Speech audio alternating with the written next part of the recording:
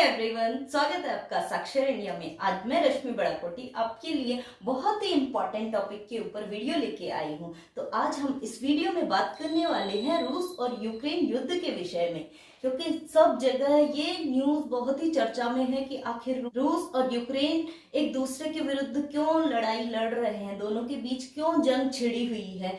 सब इसी के ऊपर सबका फोकस है। तो इस वीडियो में हम समझेंगे सारी इंफॉर्मेशन अबाउट कि रूस और यूक्रेन क्यों एक दूसरे के साथ युद्ध लड़ रहे हैं। सारी इंफॉर्मेशन को बारीकी से समझेंगे इस वीडियो में।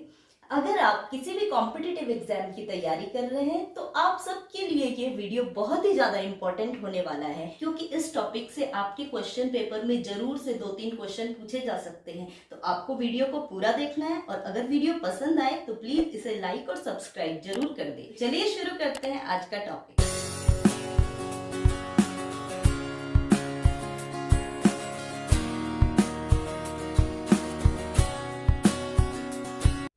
जैसा कि आप सभी लोग जानते हैं कि इस युद्ध में नाटो बहुत ही चर्चा का विषय बना हुआ है। तो समझते हैं कि नाटो आखिर है क्या और इसकी इस युद्ध में क्या भूमिका है। तो जैसा कि नाटो की नाम से ही पता चलता है, NATO इसकी फुल फॉर्म है नॉर्थ अटलांटिक ट्रीटी ऑर्गेनाइजेशन, यानी उत्तरी अटलांटिक संधि संगठन। यह विश्व का सबसे मजबूत सैन्य संगठन है, जिसकी स्थापना हुई थी 4 अप्रैल 1949 को और इसका मुख्यालय है ब्रुसेल्स, बेल्जियम में। इसके प्रथम महासचिव थे हेस्टिंग स्माइल, जो बिलोंग करते थे यूके से। वर्तमान में नाटो के महासचिव हैं जेम्स स्टोलनबर्ग, जो नॉर्वे से बिलोंग करते हैं और ये 2014 से अब तक नाटो के महासचिव पद पर बने हुए हैं। सर्वप्रथम नाटो में 12 देश थे, जिन्हें के 12 फॉर्मेशन कंट्रीज कहते हैं। तो देखते हैं ये देश कौन कौन से हैं। फर्स्ट हो गया कनाडा, दूसरा था अमेरिका, थर्ड पे फ्रांस, चौथे पे Italy, fifth Iceland, 6 Denmark, 7th है नेदरलैंड, 8th था नॉर्वे, 9वें नंबर पे लग्जमबर्ग, 10वां बेल्जियम, 11वां पुर्तगाल, 12वां ब्रिटेन, 13वां जर्मनी, 14वां था तुर्की। अब ये 12 तक तो 1949 में बने थे। 1949 में नाटो के मेंबर्स बने थे। अब जर्मनी बना था इसका मेंबर 1955 में, तुर्की बना था 1952 में। 15वें नंबर पे है ग्रीस, जो कि बना था 1952 में नाटो का मेंबर। 16th है स्पेन, जो 1982 में इसके मेंबर बना था। हंगरी है, जो बना था 1999 में नाटो की मेंबरशिप हंगरी ने ली थी। 18वां है चेक रिपब्लिक, जिसने 1999 में नाटो की सदस्यता ली थी। 19वां है बुल्गारिया, इसने 2004 में नाटो की सदस्यता ली थी। 20वां है एस्टोनिया, जो 2004 में इसका मेंबर बना। 21वां है लातविया, जो 2004 में नाटो का मेंबर बना है। 22वां है लिथुआनिया, जो 2004 में ही नाटो के मेंबर बना है। 23 है स्लोवेनिया, जो 2004 में इसका मेंबर बना। 24वां है स्लोवाकिया इसका मेंबर 2004 में ही बना। 25वां है पोलैंड बना 1999 में नाटो का मेंबर। 26वां रोमानिया, जो 2004 में नाटो का मेंबर बना है। और 27वां है क्रोएशिया ने नाटो की मेंबरशिप 2009 में ली। 28वां अल्बेनिया में 2009 में नाटो की मेंबरशिप ली। 29 है मोंटेनेग्रो ने 2017 में नाटो ज्वाइन किया। और 30वां और सबसे लास्ट है नॉर्थ मैसेडोनिया, जिसने 2020 में नाटो की सदस्यता हासिल की है। यानी टोटल मेंबर कंट्रीज नाटो की वर्तमान में 30 देश हो गए नाटो में। नाटो देश एक दूसरे को परस्पर सुरक्षा और उनकी स्वतंत्रता का अधिकार देते हैं। इन्होंने एक दूसरे को कसम दे रखी है कि किसी बाह्य हमले की स्थिति में ये सभी राष्ट्र एक हमलावर राष्ट्र के खिलाफ मिलकर जंग लड़ेंगे और एक दूसरे की स्वतंत्रता और हितों की रक्षा करेंगे। जैसे कि नाटो के अनुच्छेद 5 में कलेक्टिव डिफेंस का जिक्र है, जिसमें कि मेंबर ऑफ कंट्रीज किसी भी स्थिति में साथ होंगे, जबकि यदि कोई बाह्य आक्रमण किसी सदस्य राष्ट्र पर करे तो हम सब मिलकर उसका सामना करेंगे। सिर्फ इसी वजह से यूक्रेन भी लालच में आ गया और उसने सोचा कि क्यों ना मैं भी नाटो का सदस्य बन जाऊं, जिससे मेरा भविष्य सुरक्षित रह सके, नाटो के देश रूस से मेरी रक्षा कर सके। अब बारी आती है रूस की। रूस यूक्रेन को नाटो में क्यों नहीं शामिल होने देना चाहता है। ये कहानी स्टार्ट होती है सेकेंड वर्ल्ड वॉर से, जो 1939 से 1945 तक चला था, जो कि जापान और इटली के खिलाफ लड़े थे फ्रांस, ब्रिटेन, अमेरिका, सोवियत संघ। यानी सोवियत संघ जो रूस, जिसको हम जानते हैं रूस के नाम से। सोवियत संघ का रूस बहुत ही बड़ा देश था और एक अभिन्न अंग था। उस वक्त रूस सोवियत संघ में प्रमुख देश था। तो जब ये युद्ध चला तो सभी चारों देश युद्ध कर रहे थे। किसके खिलाफ? जापान और इटली के खिलाफ। तभी अमेरिका ने जापान पर परमाणु बम गिराकर खुद को सर्वश्रेष्ठ साबित कर दिया। चारों में से यानी सर्वश्रेष्ठ साबित हो गया अमेरिका, जिसने कि इतना भीषण परमाणु बम जापान पर गिरा दिया।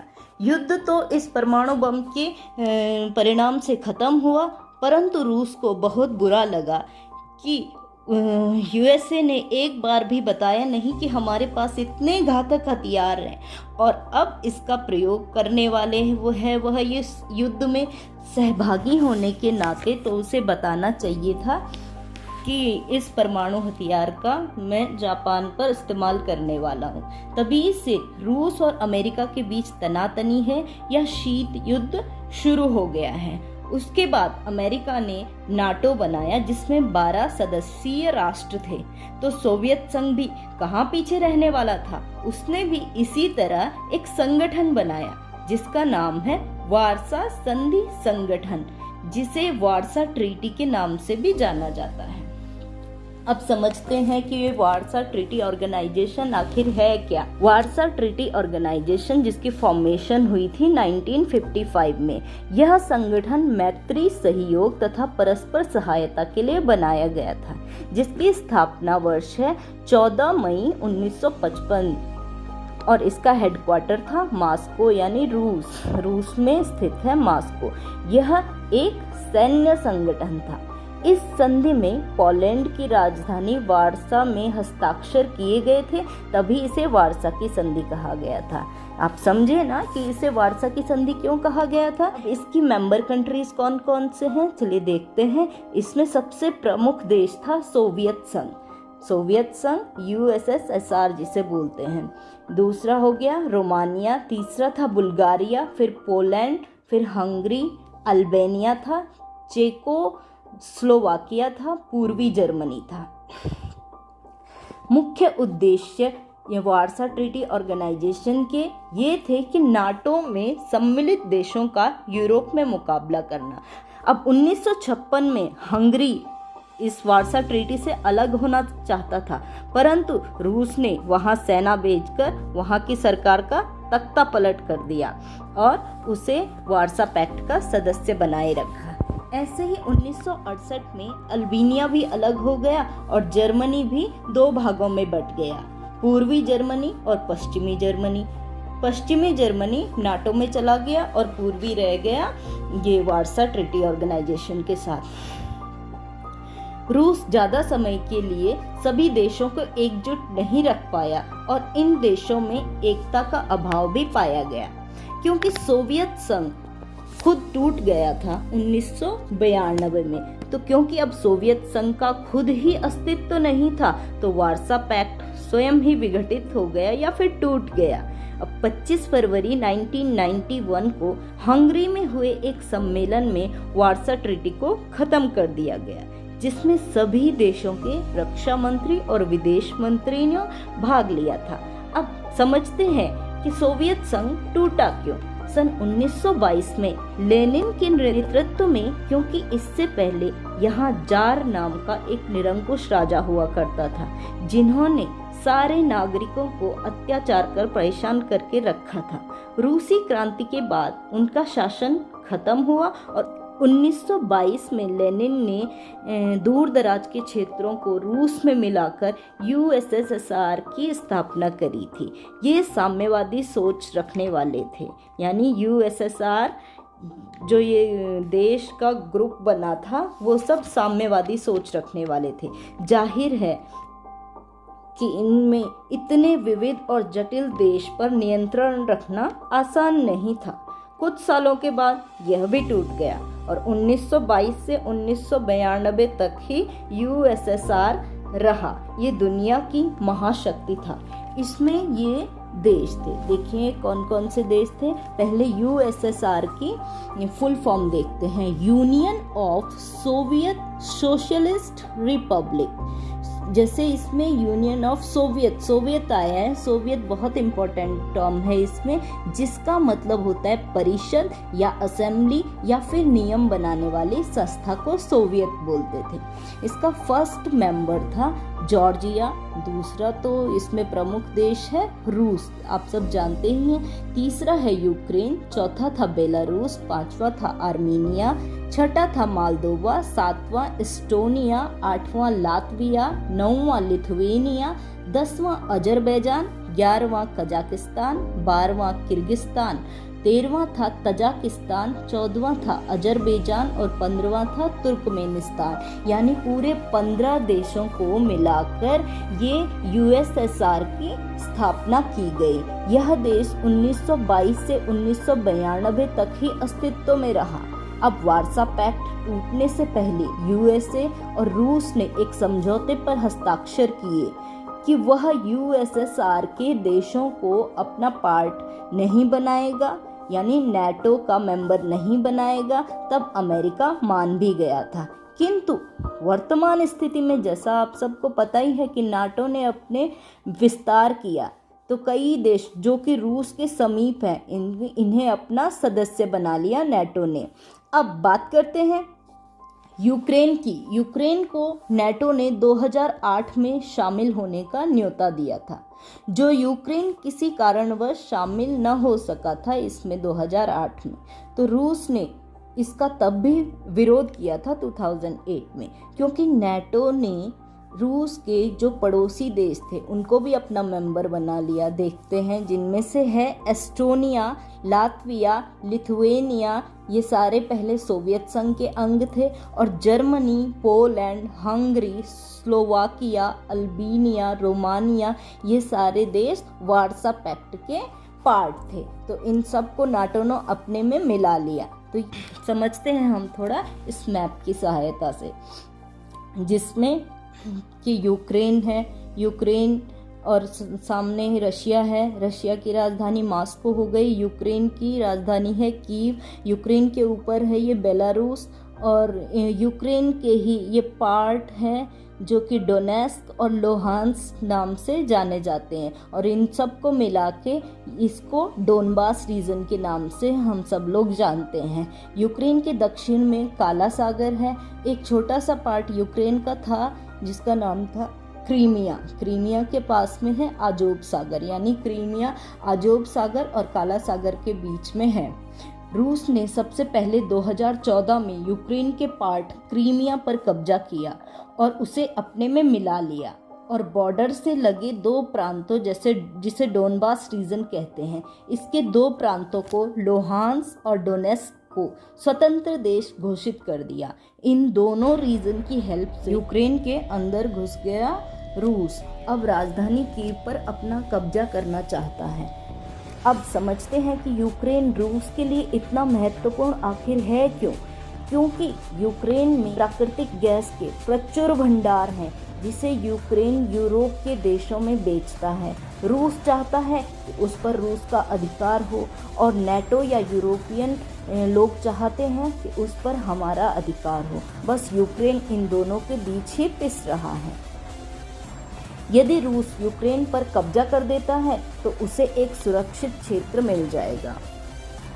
रूस वहां शांतिपूर्ण ढंग से नई सरकार चलाना चाहता है और यदि अब तक यूक्रेन नाटो में मिल जाता तो अमेरिका उसकी बॉर्डर पर मिसाइल तैनात कर देता, जिससे अमेरिका कभी भी रूस की गर्दन तक पहुंच सकता है। यूक्रेन से रशिया के बॉर्डर सिर्फ 600 किलोमीटर दूर है, मतलब 5 मिनट में ही हमला हो सकता है, क्योंकि रूस की जो बॉर्डर है वे फ्लैट बॉर्डर है, कोई पहाड़ या नदी नहीं है। वहाँ दुश्मन आसानी से वहाँ तक पहुँच सकता है, जो रूस कभी भी नहीं चाहेगा। वह अपनी आंतरिक सुरक्षा में कोई भी रिस्क नहीं लेना चाहता। उसकी ये 3 शर्तें हैं कि क्रीमिया को रूस का पार्ट माना जाए। क्रीमिया जो आपको यहाँ मैप में बताया था, ये क्रीमिया है। क्रीमिया पास पड़ता है आजोब सागर के, और इसके ही ऊपर एक कर्च नाम की जगह है, और काला सागर इससे आगे है। क्रीमिया को 2014 में रूस ने अपने अंडर में ले लिया था, क्योंकि ये पास वाला जो रूस के सामने वाला है, ये क्षेत्र लगा हुआ है यूक्रेन का, ये सब लोग खुद को रशियन मानते हैं, क्योंकि ये पड़ोसी बहुत पास हैं, यानी इनके पूर्वज तो रूस के ही हैं, तो वे सारे लोग अपने को रूस का ही मानते हैं। इन लोगों ने कभी भी विरोध नहीं किया चाइना का। चाइना अपनी आर्मी यहाँ भेजता रहता था पहले, तो अब धीरे धीरे उसने 2014 में क्रीमिया को कब्जा कर लिया, जिससे उसका ये आजोब सागर में भी आना जाना बहुत आसान हो गया, और इस क्रीमिया की हेल्प से ही काला सागर में भी वह व्यापार कर सकता है आसानी से। और इसके जो ये ऊपर ये डोनबास रीजन है, लोहांस्क और डोनेस्क, इसको 22 फरवरी 2022 को रूस ने स्वतंत्र देश घोषित कर दिया, और इन दोनों क्षेत्रों की ही सहायता से रूस ने अपने जो लड़ाकू विमान थे, या फिर कह सकते हैं सेना, इस क्षेत्र से अंदर भेजी है। तो रूस की पहली शर्त है कि क्रीमिया को रूस का पार्ट माना जाए, क्योंकि क्रीमिया के लोग खुद ही रूस में आए हैं। उसने इसके लिए वोटिंग भी करवाई थी, जिसमें कि 98% लोगों ने रशिया के साथ जाने का वोट दिया था। तो इसलिए रूस ये चाहता है यूक्रेन से कि क्रीमिया को रूस का भाग ही माना जाए। दूसरी शर्त है डोनेस्क और लोहांस्क 2 स्वतंत्र देश हैं, इनको स्वतंत्र देश की संज्ञा दी जाए, या इनको यूक्रेन स्वतंत्र देश मान ले। यूक्रेन कभी भी नाटो की सदस्यता नहीं ले सकता। ये तीसरी शर्त है रूस की कि यूक्रेन कभी भी नाटो की सदस्यता नहीं ले सकता, और वो अपने संविधान में भी संशोधन करके उसमें जोड़ ले इस लाइन को कि यूक्रेन नाटो ज्वाइन नहीं करेगा। यदि यूक्रेन ये तीनों शर्त मान लेता है तो युद्ध विराम कर दिया जाएगा। तो फ्रेंड्स, कैसा लगा आपको हमारा आज का वीडियो? अगर आपको हमारी वीडियो पसंद आई है तो प्लीज कमेंट बॉक्स में कमेंट करके जरूर बताएं, और अगर आपको हमारी वीडियो पसंद आई हो तो इसे लाइक और सब्सक्राइब जरूर कर लें, और सामने जो बेल आइकन बना है उसे जरूर दबा लें, ताकि आपको हमारी वीडियो की नोटिफिकेशन सबसे पहले मिल जाए। तो बस आज के लिए इतना ही, मिलते हैं नेक्स्ट वीडियो में।